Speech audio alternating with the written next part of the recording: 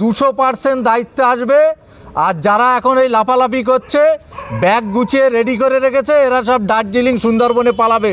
এটা যেদিন ধরবে আমরা সেদিন ক্যাক করে মাথায় লাথিটা মেরে নাড়ি বুড়ি বার করেছে যে আরাবুল ইসলাম তোলাবাজ, আমরা তার নাড়িটা বার করব পায় না ধরলে।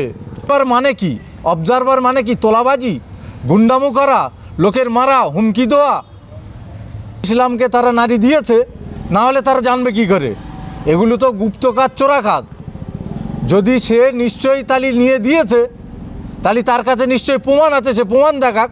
মুখে বললে যে ভদ্রলোক বলছে যে আরাবুল তোলাবাজ, আরাবুল খুনি, আমরা তো জানি সেই ভদ্রলোকই তোলাবাজ, খুনি, মেশিন দেখিয়ে লোকের জমি লিখে নিচ্ছে, একটা প্রতিবন্ধী লোকের টাকা না দিয়ে তার কাছ থেকে জমি লিখে নিচ্ছে। আর যারা বলছে যে তাদের গলাটা যদি টুঁটিটা ধরা হয় তাদের নাম বেরোবে আরাবুল ইসলাম, আরাবুল ইসলাম। আর আপনারা যারা ভাঁড়ের ছেলে মিডিয়া করছেন তাদেরকে বলবো 21 সালের ছবিটা, ফুটেজটা আর একবার দেখবেন। যে এই হারমাদরা যারা বলছে তারাই বলেছিল ভাঁড় থেকে তৃণমূলের ছবিটা আমরা পতাকা এখান থেকে শেষ করে দেবো, তারাই আবার বলছে আমরা এখন বড় তৃণমূল। তাদের জিজ্ঞাসা করবেন এখনও তৃণমূল কংগ্রেসে ভোটটা দিয়েছে কি না। এখনও তারা তৃণমূল কংগ্রেসে ভোটটা দেয়নি। তারা এসে সারা ভাঙড় জুড়ে প্রমোটিং, তোলাবাজ, দুর্নীতিগ্রস্ত এই সমস্ত মানুষদের কথা বেশি না বলা ভালো। সময় আসলে এদের উত্তর এদের মানুষ, সাধারণ মানুষই দেবে। হ্যাঁ, গুলিগোল্লা, বোম বন্দুক কাদের কাছে আছে সেটা ভাঙড়ের মানুষ জানে।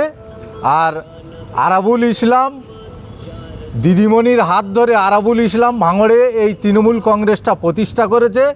আর আগামী দিনে যারা বলছে ওই আরাবুলের পাটা যাতে না ধরে আমরা সেই দিকে অপেক্ষা করে থাকব।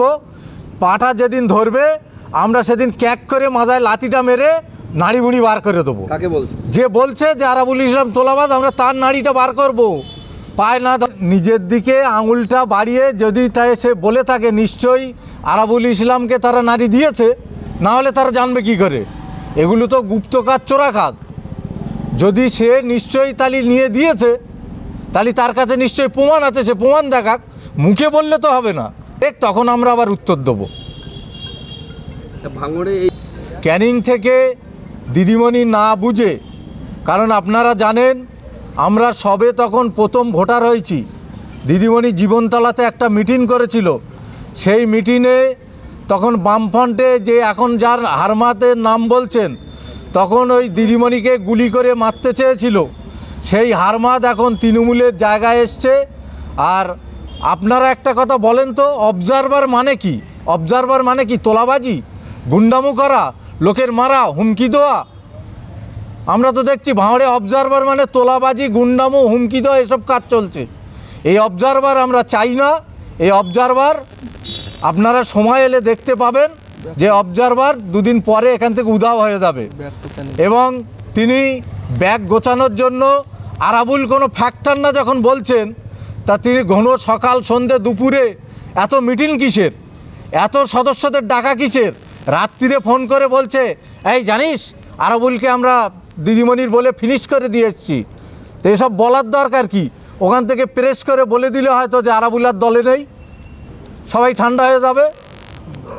তাহলে কি বলছেন? দায়িত্ব কেন? 200% দায়িত্বে আসবে।